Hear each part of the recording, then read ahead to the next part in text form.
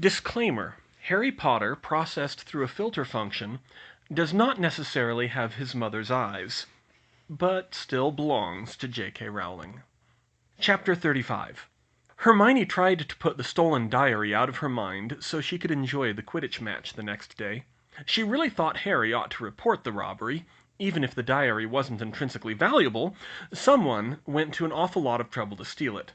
But he didn't want to, lest the business with Hagrid and the Chamber of Secrets become common knowledge. But she tried to put it out of her mind, and ate a good breakfast, and speculated on the odds of Gryffindor beating Hufflepuff to anyone who asked. After breakfast, they started up the grand staircase for Harry to get his Quidditch things, when, completely out of the blue, Harry shouted, "The voice! I just heard it again! Didn't you?"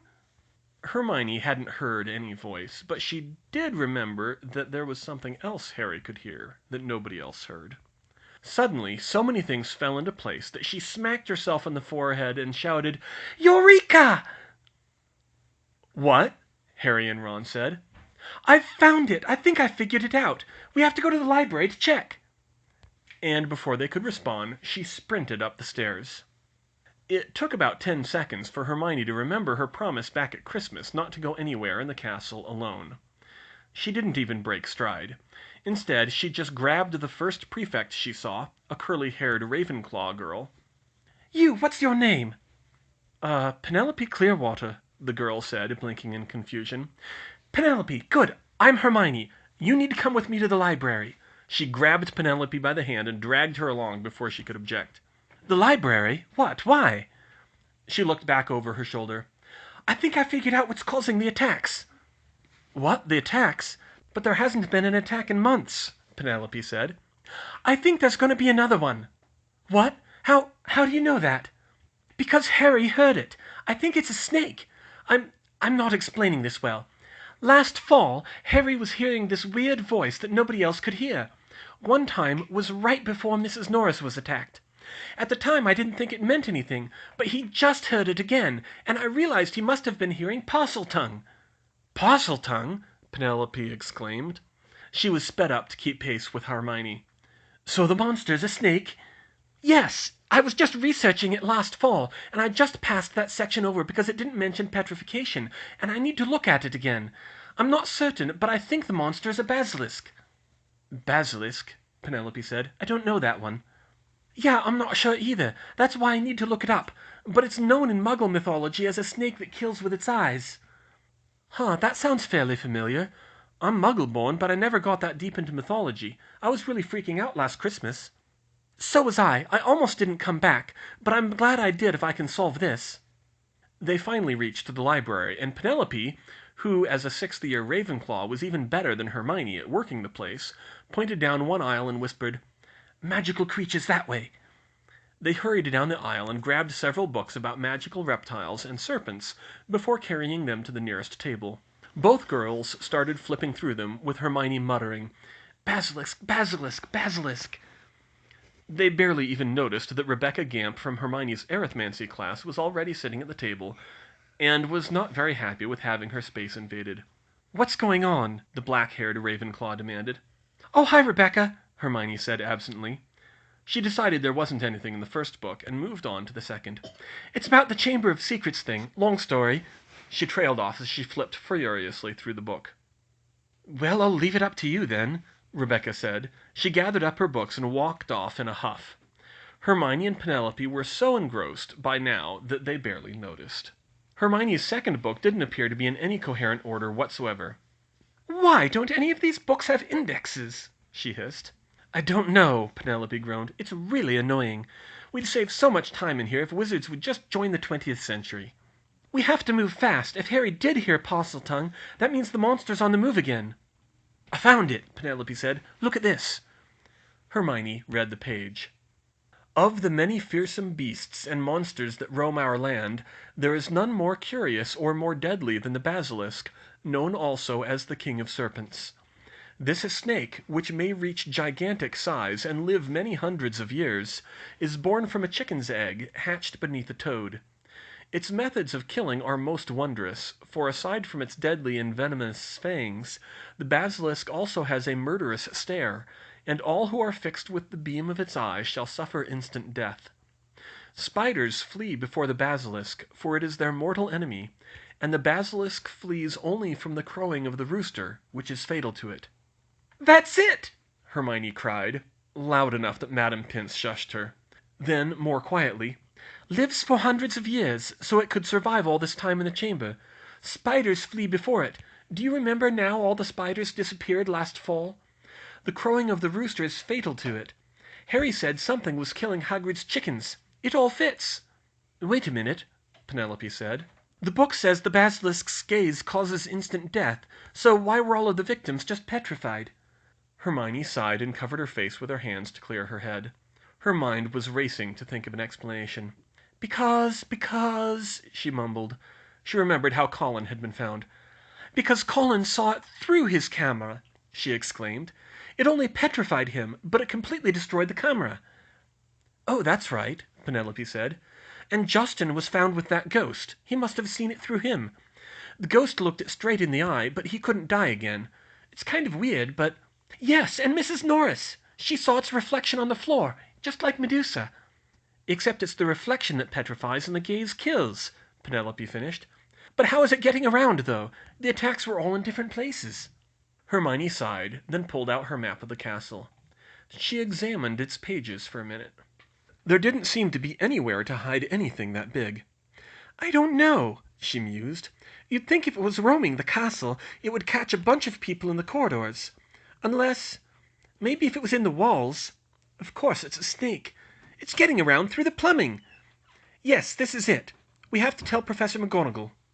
To be honest, she wasn't sure why she said McGonagall.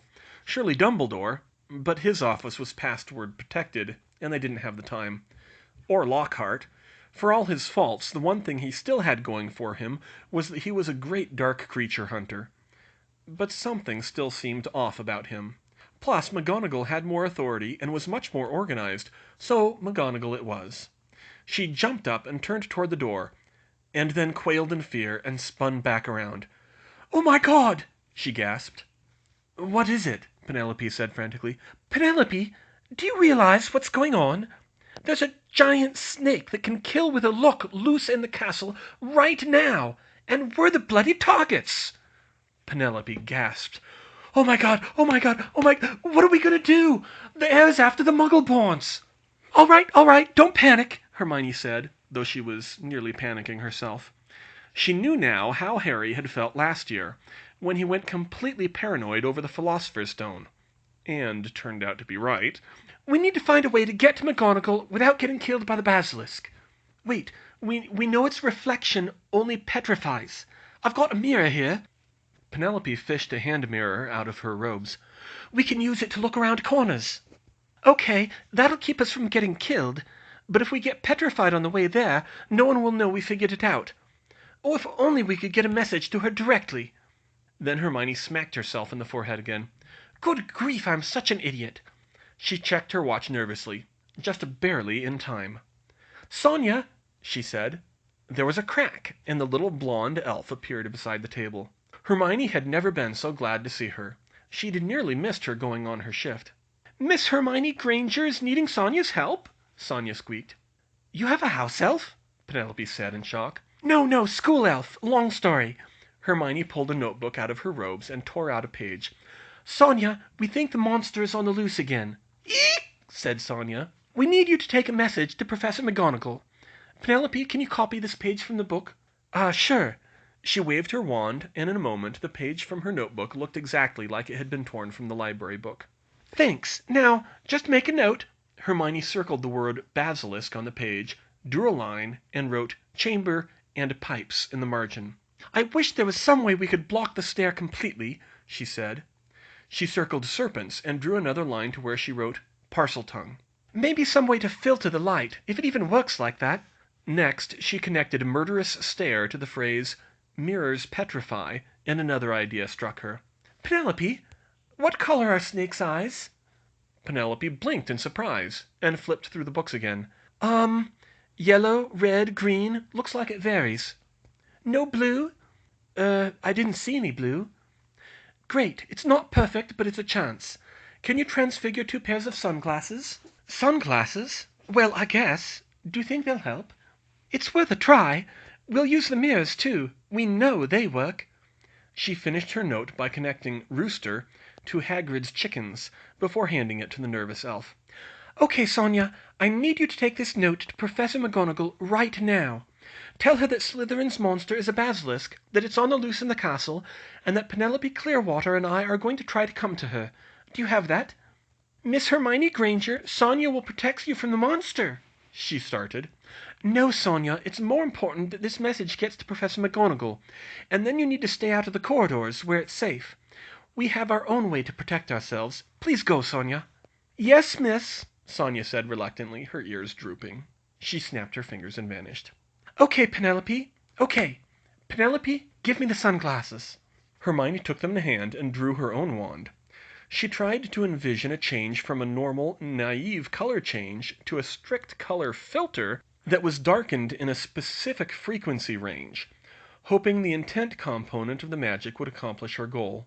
She waved her wand and incanted "Colovaria Azure" twice. She wasn't quite sure the spell had worked as intended, but the sunglasses were now blue. "Here, put these on," she said. "Blue-tinted sunglasses?" "Uh-huh. I'm hoping the basilisk's eyes are yellow or red or something, and the blue filter will block them out so we can't see them. Come on, we have to get to McGonagall's office, and use the mirror to look around corners just in case." The two girls looked around the corner with the mirror and exited the library into the torchlit corridor.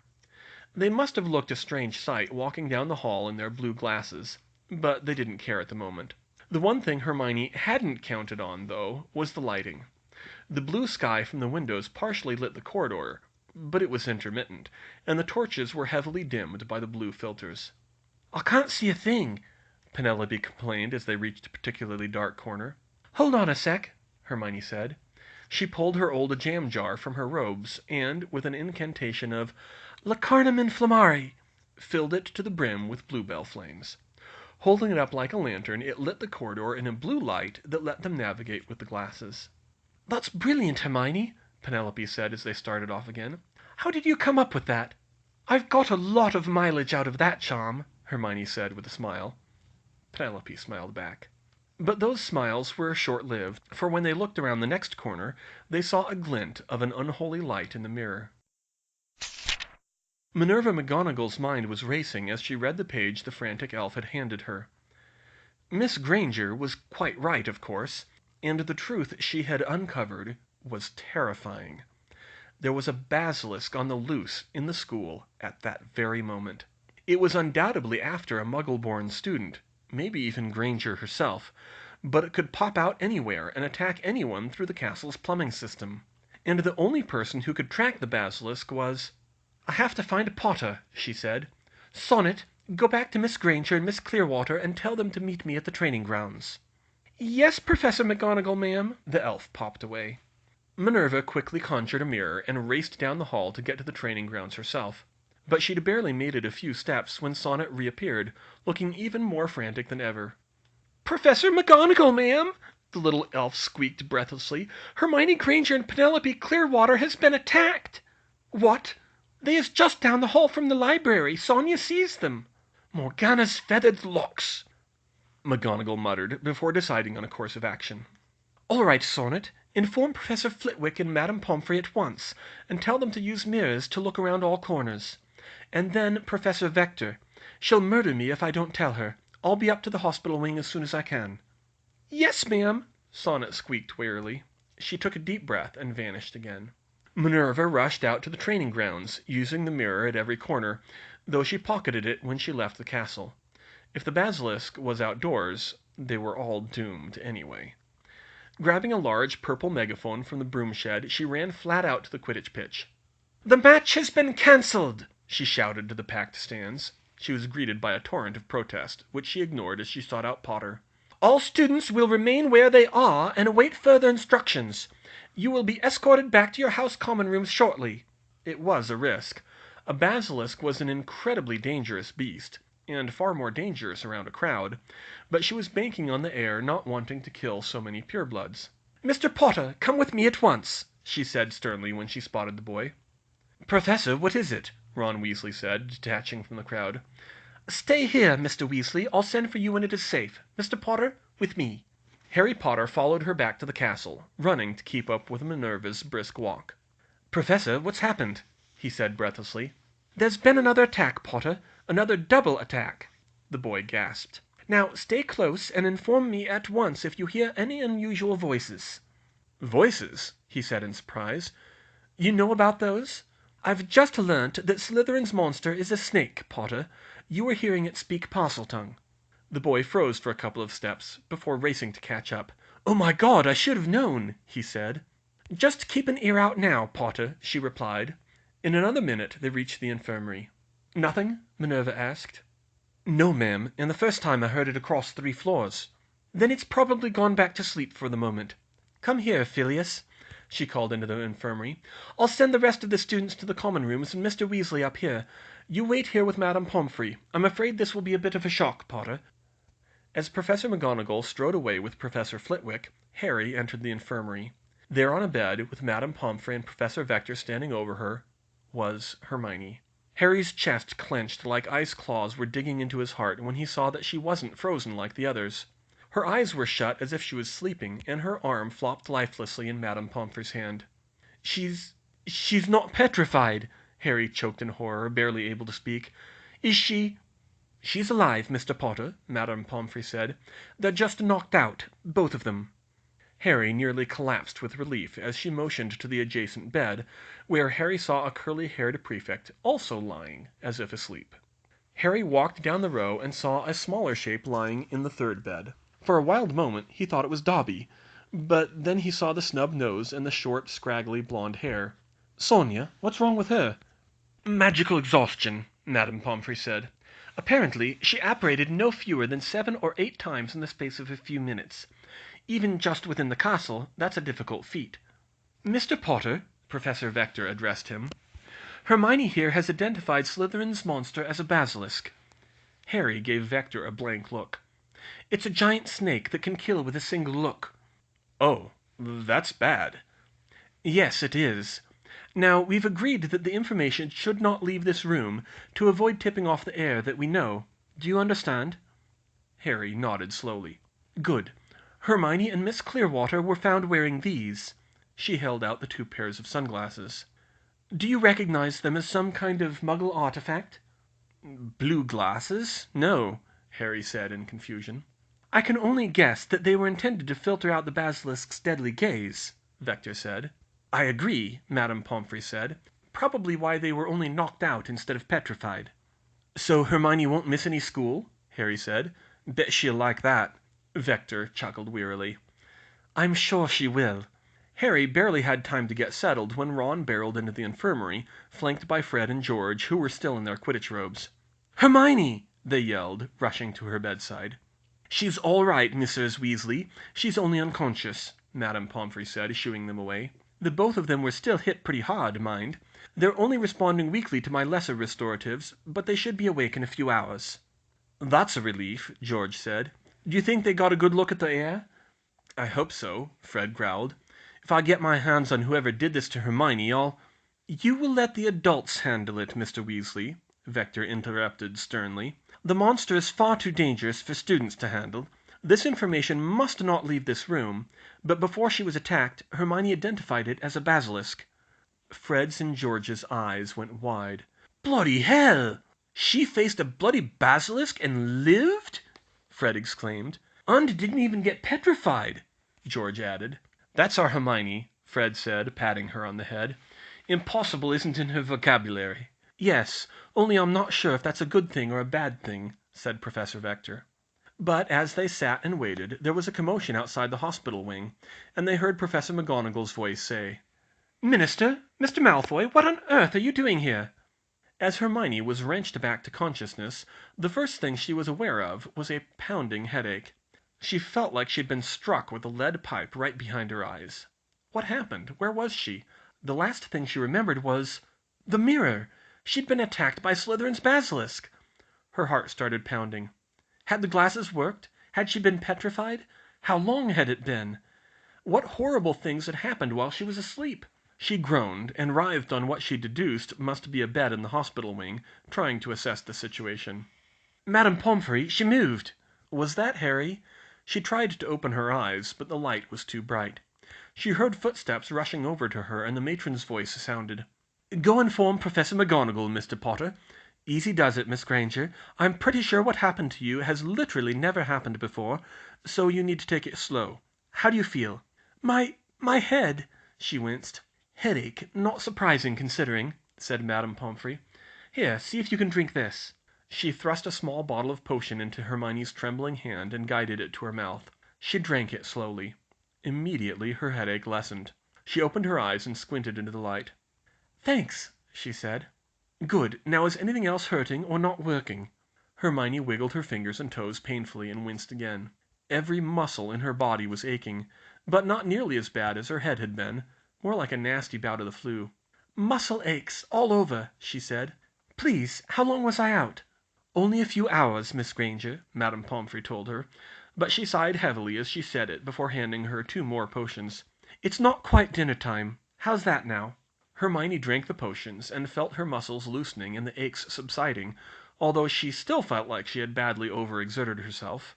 Much better, ma'am, thank you. So the glasses worked, then?" "If you mean they saved you from being petrified, then yes, although I suspect the muscle aches are from some sort of partial petrification. Fortunately, I didn't need the mandrake draught to reverse it." Hermione pushed herself up on the bed to get a look around the hospital wing. Suddenly there was a squeak from her left. "Miss Hermione Granger's being awake?" a soft, weary-sounding voice called. "Sonia?" She saw the elf lying in a bed that was far too large for her, 2 beds down. "Yes, I'm fine. What happened to you?" "Sonia's needing to rest, miss. Sonia did too much apparating." "Oh, dear, I'm sorry." "Sonia's glad to be helping Miss Hermione Granger, miss." She closed her eyes and went back to sleep. At that moment Penelope Clearwater stirred on the bed between Hermione and Sonia. Hermione was relieved to see that the glasses had worked for her, too. "Oh, did someone get the number on that truck?" Penelope groaned.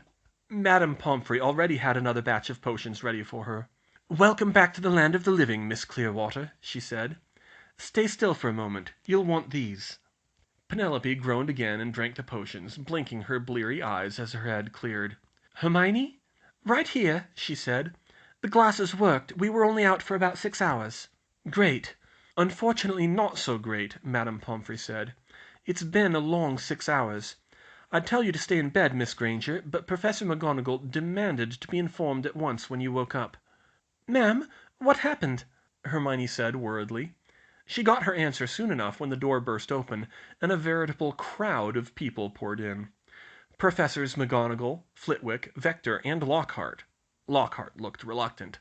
Along with Harry, Ron, Fred, George, and Percy, all of them looking solemn or even tear-stricken. Hermione didn't even have time to ask a question before everyone started talking at once. "Hermione, you're awake!" Ron started. "Oh, Merlin, it's awful!" "Fudge got Ginny and Malfoy, took Hagrid into the chamber, and Dumbledore—" "Hey!" Hermione shouted. Everyone stopped. She rubbed her forehead and said, "One at a time. I just woke up." Professor McGonagall spoke up. She was pale and her voice was trembling. She looked as frightened as she had last year when the Philosopher's Stone was threatened, if not more so. "Miss Granger," she said, "when you and Miss Clearwater were attacked, Lucius Malfoy used it as an excuse to strong-arm the Board of Governors into suspending Professor Dumbledore and removing him from the castle, on the grounds that he is no longer competent to protect the school." "What?" Hermione cried, and Penelope echoed her. "And they think we'll do better without him?" "That's what the entire staff said, Miss Granger," Professor Vector said, "to a person. But Lucius Malfoy is very persuasive. Dumbledore was out by lunch." "Unfortunately, that was just the beginning," McGonagall said. "At the same time Mr. Malfoy arrived, the Minister for Magic also came to the school and arrested Hagrid for the attacks." "What? No, Hagrid would never do that." "We know that, Miss Granger. I'm afraid that has just been proved very clearly." Hermione's stomach clenched. "What happened, ma'am?" But it was Ron who answered. "Slytherin's heir took Ginny." Hermione gasped. "Ginny?" "Into the chamber itself," McGonagall confirmed. "How? Why? Are you sure?" McGonagall looked to be on the verge of tears, but she kept talking. Not 1 hour ago a new message was found underneath the one from Halloween. Her skeleton will lie in the chamber forever. The only student in the castle not accounted for is Ginny Weasley." "Even we don't know where she went," Fred whispered, "and we can always track her down." Fred and George looked as pale as ghosts. But she's a pureblood," Hermione said frantically. "What would Slytherin's heir want with her?" "Weasleys are still blood traders," George said. "I reckon she knew something," Fred suggested.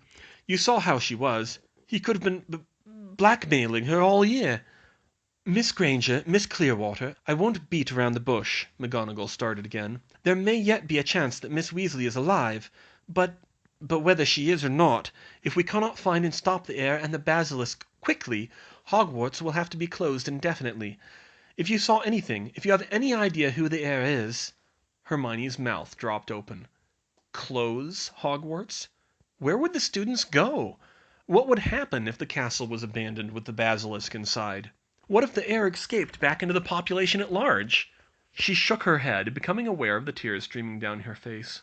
"I'm so sorry, ma'am. All we saw was the basilisk. We didn't see who was controlling it."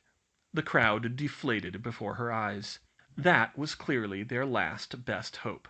Harry might be able to track the basilisk with Parseltongue, but if it had gone back to sleep, he would be useless.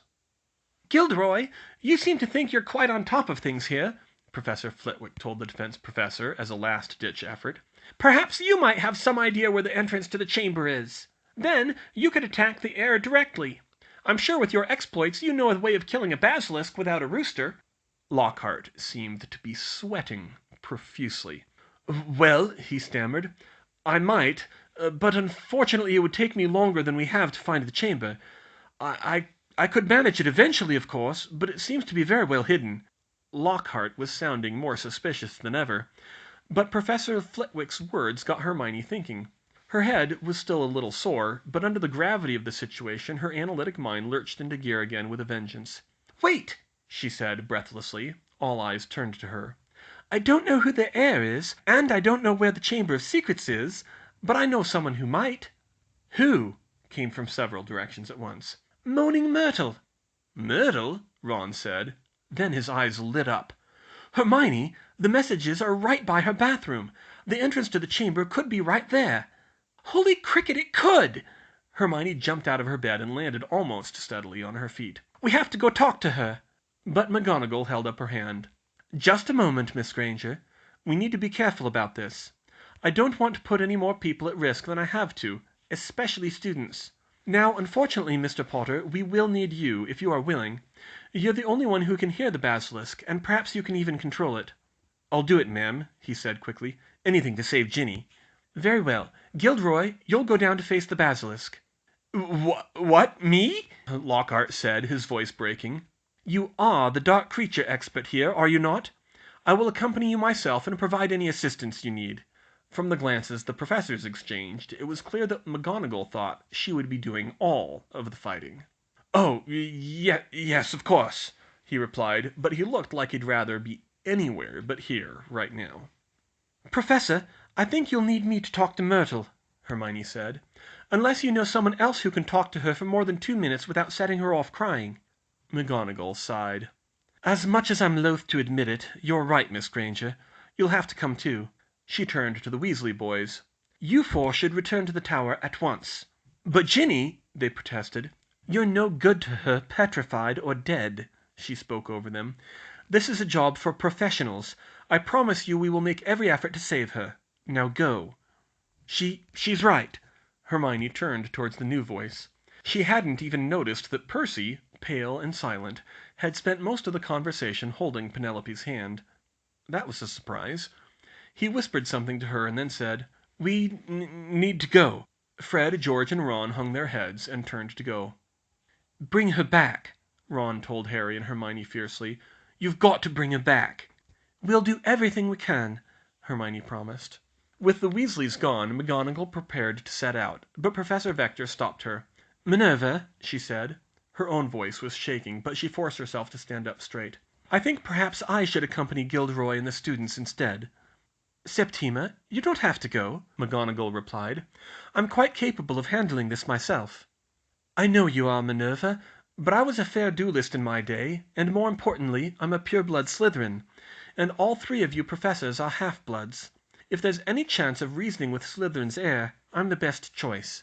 Plus, I promised Hermione and her parents that I would keep her safe, and I intend to keep that promise. And, with Dumbledore gone, we need you here to maintain some semblance of order." McGonagall pressed her lips together and stared at her colleague. But the reasoning was sound. She nodded slowly. "Very well, Septima. Good luck." "Thank you, Minerva." Vector took a deep breath.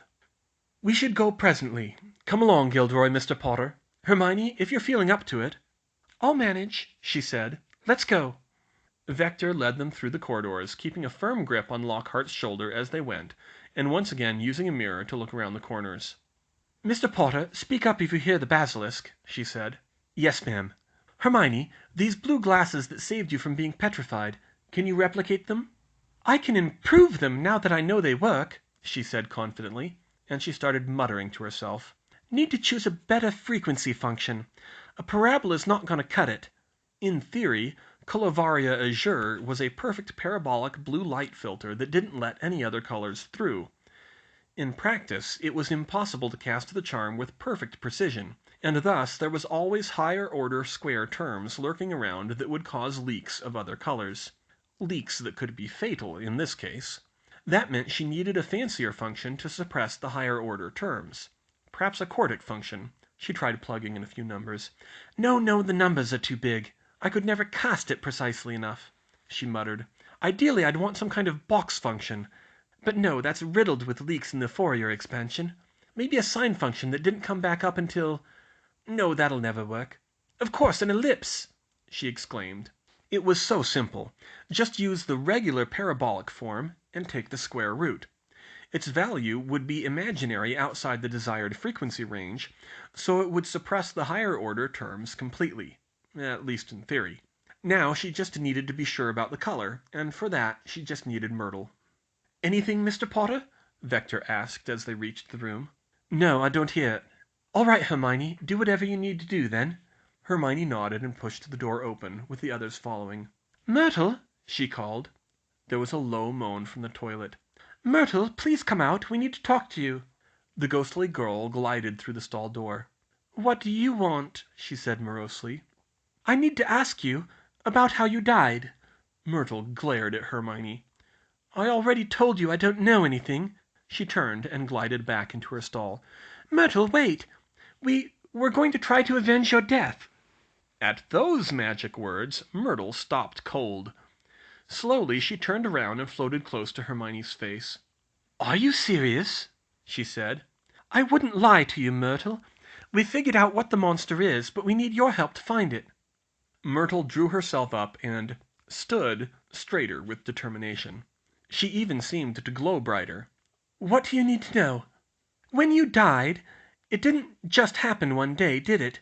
You saw something. A pair of eyes, right?" Her eyes widened in surprise. "That's right!" she gasped. "How did you know?" "Because the monster is a basilisk. It kills with its eyes. Where did you see them?" Myrtle turned and pointed. "Over there, by that sink." Harry hurried to the sink and examined it closely. He quickly found that the taps wouldn't turn. "That tap never worked, even when I was alive," Myrtle said. Harry ignored her and kept examining the sink. Suddenly everyone in the room jumped, Lockhart most of all, when he made a strange hissing sound. There was a squeak as the tap began glowing white and spinning all on its own, followed by an ominous grinding sound as the entire sink dropped down into the floor, revealing a large, open pipe, easily large enough for a man to slide down, or an enormous snake to slither up. "The Chamber of Secrets," Hermione whispered. "We found it," Harry said. "We'll have to go down." "Yes, Mr. Potter," Vector said. "Unfortunately, we may need you again. Hermione, the glasses?" "Yes, ma'am. We'll need 2 more pairs. Myrtle, this is important. I need you to tell me exactly what color the eyes were that you saw." "Oh, they were yellow, definitely yellow, big and glowing yellow." "What kind of yellow? Golden yellow, jasmine yellow, saffron yellow?" "I suppose it was more of a golden yellow, then." Was there any green or blue at all in them, even a faint film or just little flecks? Myrtle closed her eyes in concentration. An uncomfortable frown crossed her face. It couldn't be easy for her to relive it in detail. No, there wasn't, she decided. More like flecks of red and orange. Perfect. Hermione took the 4 pairs of sunglasses from Professor Vector and set about crafting the spell she needed. A blue filter matching the wavelength response of the blue cone cells in the eyes. That'll be about 400 to 480 nanometers, she muttered. Vector and Harry both watched with interest, although Myrtle and Lockhart looked confused. When dealing with colors in the Lumos and color-changing charms, as she had learned over Christmas, the frequency of light was measured in units of the peak frequency of the spectrum of sunlight, which Hermione had looked up and found to be 340 terahertz. In those units, the frequency of visible light ranged from 1.26 to 2.20. The filters she wanted to make would allow frequencies from 1.84 to 2.2 units to pass through, so she just set the zeros of the equation to those frequency limits, yielding a parabolic function of negative open paren x minus 1.84 close paren open paren x minus 2.20 close paren, or negative x squared plus 4.04x minus 4.048. Then just take the square root and normalize by multiplying by 50/9, and she was good to go. No change to the wand movement, same as before, she continued. Then the incantation... She started muttering the required rhythm to think of a word to go with it. Da da da dee da da da da dee. Got it! She waved her wand at the first pair of glasses. Colovaria fluctobrevis! The glasses changed from her earlier rough, intuitive attempt to a deep royal blue. Wow, 10 syllables, she thought. That was the longest spell she had ever cast, but very specific spells tended to be long. And yes, it was dog Latin, but it was the rhythm that mattered, and no one ever bothered to decline spells. She put the glasses on to test them. The torches were considerably dimmer than with her previous attempt, which was a good sign, and Lockhart's blonde hair looked nearly as dark as Harry's through them, which was an even better sign. I think it's working, she said, and repeated the spell 3 times on the other glasses and handed them out. She transfigured Harry's into clip-ons. Hermione, did you just invent a new color modifier in 5 minutes, in your head? Professor Vector asked in disbelief as she tried on her glasses. Professor, is this really the time? Hermione replied. Sorry, Vector said sheepishly, but that was brilliant, Hermione. Thank you, ma'am. You know your parents are going to kill me if I let you go down there. I know, yes, ma'am, Professor, but they'll kill me first, so we'll be even. You'll need me down there in case something went wrong with the charms. I know. Just promise me you'll be careful. You too, Mr. Potter. Yes, Professor, both children said. Well, I cannot see a thing with these on, Lockhart broke in, taking his glasses off. I don't see how you think they're going to help. They'll save you from dying if the basilisk looks you in the eye, Hermione said sternly, then added, Lacarnum inflammari. She put more power into that spell than she ever had before, and sprayed bluebell flames all around the bathroom, lighting it up in an eerie blue light. Can you see now? She demanded. Yes, Lockhart admitted. Excellent. You can go first then, Gilderoy, Vector said. But Lockhart didn't budge. Look, when I said I knew how to kill a basilisk, I may have been exaggerating a tiny bit. Oh, no you don't, Gilderoy. As the defense professor, it's your job to take care of threats to the school. Well, I'm sorry, but I'm really going to have to resign then. Now, I don't want to hurt any of you, but... He drew his wand. There was a whispered word, and suddenly Lockhart went sprawling flat on his back. Hermione and Vector looked around in confusion until they saw Harry standing by the chamber entrance with his wand drawn, and Lockhart's wand in his other hand. The blue glasses had completely hidden the red light of his muttered Expelliarmus. Shouldn't have let Snape teach us that one, should you? He said. Lockhart went even paler than before as he sat up, although it was hard to tell with the glasses. Now, see here, he whimpered, I'm really no good to you like this. Oh, I don't know, Vector replied with a cold laugh that Hermione had never heard from her before. I'd say you just became the least valuable person in this room. So you can go first and make sure it's safe. What? Professor, Hermione said in surprise. You see, Gilderoy, I was a Slytherin after all. Septima said. "You know, I always thought you were a complete duffer when you were a student, and now that I see the truth, you still are. Now, get going.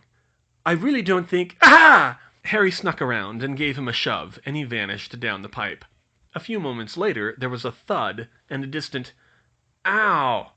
"Well, he's alive," Harry said, and he jumped down after him. "Harry!" Hermione protested. "Ah, boys! We'd better go after them, Professor." Vector nodded, and they quickly lowered themselves down. The pipe must have gone down hundreds of feet, disgusting and slimy and slippery. Hermione was alternately cringing and screaming all the way down, and she had to hold on to her glasses to keep from losing them.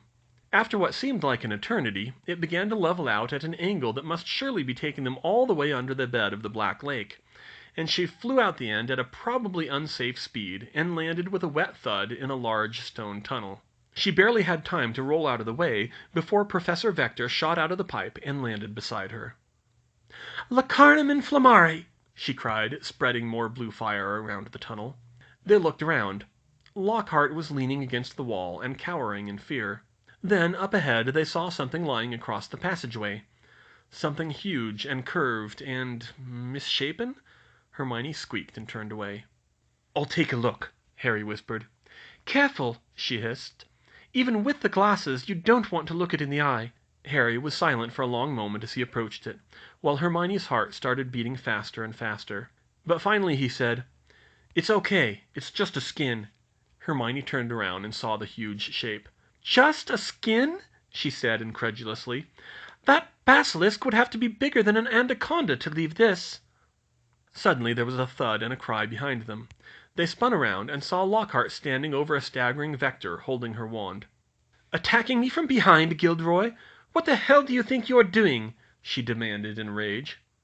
Harry and Hermione drew their wands, but Lockhart muttered something, and Hermione barely had time to see a glimmer of light before her wand was wrenched from her hand, and Harry lost both his and the traitorous teacher's. Lockhart had just used Harry's own trick against him. "Professor!" they protested. But Lockhart was wearing a manic grin now. He pointed his wand for the three of them to line up. "Complete duffer, am I, Septima?" he said. "You want the truth? All right. The truth is that I didn't do a damn thing I wrote in my books." Hermione gasped. Even she had been starting to worry about his credentials, but she never would have imagined he was that much of a fraud. "You're right. I'm pants at fighting dark creatures, but I don't let that stop me. No, I track down the people who did do the deeds, interview them until I can tell their stories in my own inimitable voice, and then wipe their memories so they can't talk about it afterwards. If there's one thing I pride myself on, it's my memory charms." "You what?" Vector shouted. Hermione was too horrified to speak. Stealing other people's exploits and wiping their memories? That was just sick. She also felt a small twinge of guilt. Wasn't that exactly what she'd had Fred and George do to Malfoy? But that was just half an hour. These were major life events. She had to get away from this deviant. She turned and started to run. "Incarcerus!" Hermione tripped and fell as she was bound in tight ropes from Lockhart's wand. "Don't think nobody's ever tried that before," he said smugly, and then he tied up Harry and Vector for good measure.